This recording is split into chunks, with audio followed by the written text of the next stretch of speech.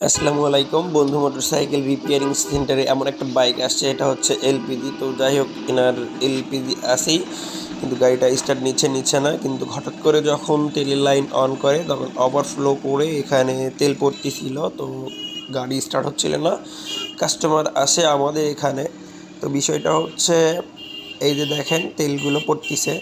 তো বিষয়টা হচ্ছে, এই ম্যাক্সিমাম যে এলপিজির যে বাইকগুলো, এগুলো শীতের মধ্যে সমস্যা করে, এগুলো স্টার্টের প্রবলেম আসে। আর এই যে দেখেন এখন বর্তমান তেলের যে পরিস্থিতি, এই কারণে যারা এলপিজি করাইছেন ঠিক আছে, কিন্তু এই যে দেখেন তেলের মুখ, এগুলো পুরো টাঙ্কি ডেড হয়ে গেছে, এত ময়লা। তো যাই হোক, আমি যে জন্য ভিডিওটা তৈরি করলাম আপনাদের বোঝানোর সুবিধার্থে, এখানে দেখেন এয়ার ফিল্টারের লাইনটা বন্ধ করে দিয়ে দুইটা বোতলের মুখা লাগানো আছে।